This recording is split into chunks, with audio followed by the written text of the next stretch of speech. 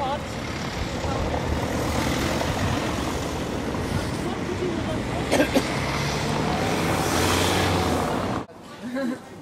Okay, let's take a look inside. Über 100 Jahre. I think we have the same impression everyone else does. When we enter the cathedral, everyone thinks, well, they right. And the usual cathedral is never as empty as that. First, they have three windows. And sculpture, you see here, everything was painted, everything was colored. So what happened? First, same windows were removed already in time of Baroque, 18th century, because that time light interiors of churches got fashionable. Please follow.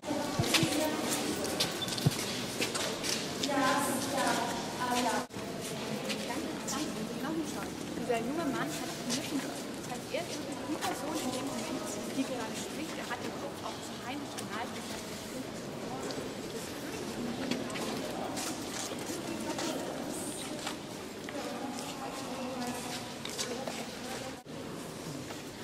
Okay, so the cathedral got purified.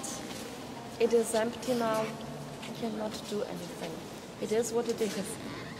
I've told you already outside, for the architects, it must have been a problem to change from a round arc into a pointed one. I think here inside we see the difference even much more better than outside. But yeah, please look at my elbows. Behind you there is a round arc, in front of you, pointed one. Normally, the middle nave where we are should get slimmer and slimmer from east to west. As we see, it wouldn't. What is the logical consequence? When you please might look once again behind you, over those paintings of the munition professor, what I want for above you see a round arc. The next one following is already a little bit more pointed. Yeah, this is here. Yeah, and that's the thing. It's getting more pointed from one part into another, and the ceiling is getting higher and higher from east to west. That's why simply maybe it will hold. And it will. And I hope it will hold as long as we are here inside. But seriously, after the cathedral is standing now for about 800 years, I'm not really scared something could happen. One of the most important things here in the cathedral, behind you, is the very famous Bamberg rider. He belongs to the most important sculptures of European art history because he is the first lifelike again after Greeks and Romans. In early Middle Ages, only small sculptures, miniatures, how do you call that, were in fashion, and he's the first one again after Romans and Greeks in original size, man and horse. I have to add, men were in Middle Ages as tall as me, or smaller. Women much more smaller. Horses, we've made them grow bigger because people grew bigger and bigger too. We don't know anything about that sculpture. We don't have any single report on him, and only a report would be approved. We only know two things. Well, that is helpful a little bit too. We know two things which we simply see. We see it must be a king or an emperor. He has a crown on his head, and he is a saint. He has a little town above his head, and that is heavenly Jerusalem. Therefore, that person belongs to a community of saints. Most historians say, good, I could tell you, to know 60 names or something like that. Who could that be? But we're quite sure, it's not a proof, but we're quite sure who could that be. The first Christian of Hungary, Stephen. Oh, you might think, now what can a king of Hungary have to do with Bamberg? Stephen of Hungary, the first Christian king of Hungary, came here to Bamberg for his bride. He married the sister of Henry II, Gisela. How can we think it could be Stephen?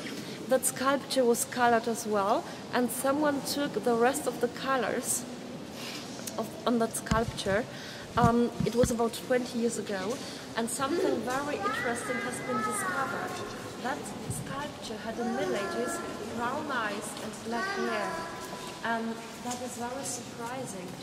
How do saints always look like, no matter where? Stylization, blonde and blue-eyed. So everything's showing, well, it could be Stephen of Hungary, but the proof would be a report, which we don't have, and I don't think we'll ever have it. The name of the cathedral, you see the seat of the bishop. Behind it there is a tomb. In that tomb is buried a pope, Clement II, the one and only pope recognized by Catholic Church and buried north the Alps. He was the second Bamberg bishop. His name was Switka before. He was not very lucky to be a pope, because for that he had to stay in Rome, and he loved Bamberg so much, so he thought, even after my death I wanted to come back. And he could, only after 9 months of his reign in Rome. Maybe he got assassinated there, we don't know what really happened. In 60s they found out in his bones there is, per square centimeter bone, there is 59 milligram of lead. That is very, very much. I don't know centimeters and milligrams in English, but that is something unbelievable. It's the same. Thank you. That was a very high educated man, and that was someone again who wanted to reform the Catholic Church. The church itself that time, right? He wanted to end up with simony. That meant you could buy an office that time. He wanted to end up with that, and maybe they killed him for that. We'll never really know what happened.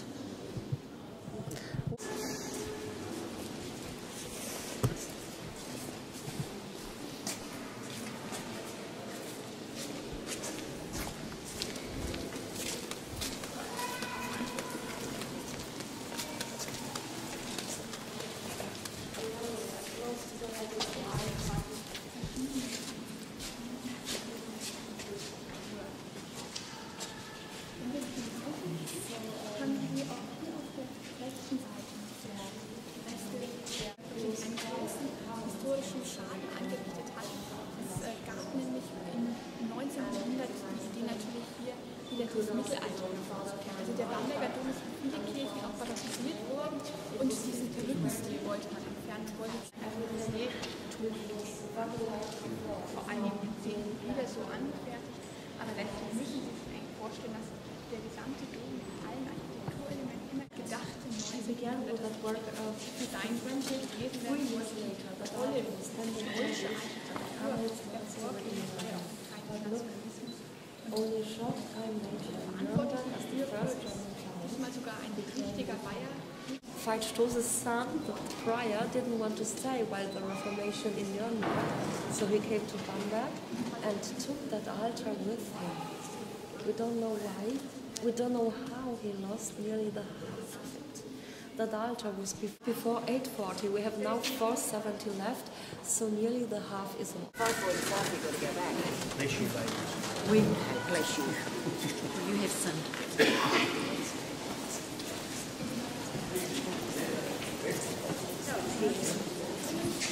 I'll give the other floor. I know.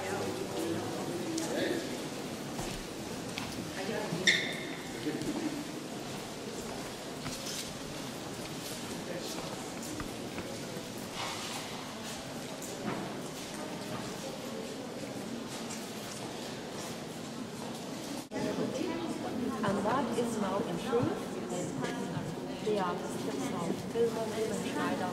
From now on we know the artist. That is a good example. Very often see the artist works in out of it.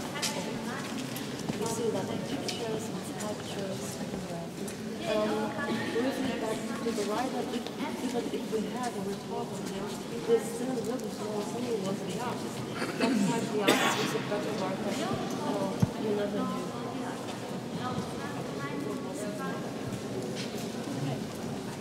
I'd say, if you agree,